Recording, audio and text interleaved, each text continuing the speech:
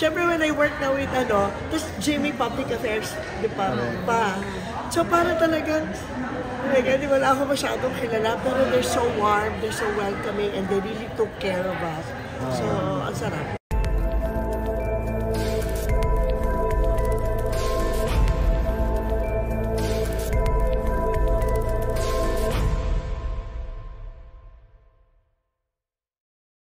Una-una, pero nagpapasalamat ako, diba?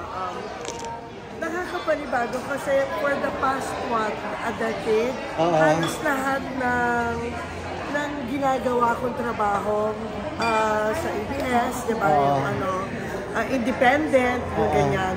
Pero, hindi ito yung una ko with GMA Films. Pero nagpapasalamat ako. Dito ka kaya? I feel really grateful na napasama ko sa pelikula. Kasi for one nga, ang ganda-ganda ng script na sinabi ko yung kay Direk Zig. Nagpapasalamat ako kay Direk Zig Dulay kasi he was the first one who invited me talaga eh. Pero hindi mo first with Direk Zig? Hindi mo first time? First time ko. Pero kasi magkaibigan, tapos nakikita, tapos pareho ng ginagalawan, diba? Sa mga independent films, yung gano'n. Alam niyang malaki respeto ko sa kanya din ang filmmaker ng gano'n. So, diba, may mga gano'n na sana magkitrabaho tayo. So, nagpapasalamat ako na binigyan niya ako ng pagkakataon. Katulad na nasabi ko, my role is not... support. Oo. Nagpapasalamat ako na yun nga, sinama ko. Hindi niya ganun kalaki, di ba? It's support role, pero... support na yun. Halos lahat naman i-support na yun. Oo, halos lahat naman. Bata lang na yung bida. Oo, exactly. Yung bata lang, ang pinaka-lead talaga. Okay, hindi, tsaka it doesn't matter to me. I mean, ang importante sa akin, lagi ko naman sinasabi pag tumatanggap ako ng proyekto, yung script, director, yung mga makakasama ko, yung role ko.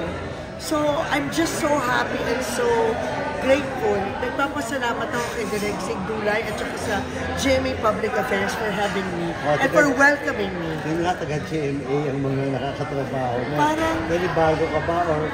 Or minsan ba na-invite ka rin na, mag-suit ka naman sa amin? Oo naman. Actor naman tayo, di ba? Gano'n naman ang artista, di ba? Kahit saan pwede. Especially now, di ba? Lalo na ngayon, di ba? Oo, lalo na ngayon. I mean, everybody's collaborating, everybody's just working. Siyempre, bumabawi pa tayo sa pandemya. So, kung saan may project, di ba? Kung saan meron, kung tayo. Pero kumusta yung experience? Sobrang maalaga, sobrang welcoming. You know, they're very warm. So, sobrang ako nagpapasalamat. Noong una lang, syempre nakakapanibago kasi hindi ko kanila masyadong mga tao. Understandable naman. Di ba, lalo na ako, when I work, syempre yung establish a relationship, parang pamilya na yan. Sa tinagal-tagal ko dun sa ABS, diba? Syempre parang talagang pamilya na. Syempre when I work now with tapos GMA Public Affairs Department pa. So parang talagang, di wala ako masyadong kilala, pero they're so warm, they're so welcoming, and they really took care of us. So, ang sarap.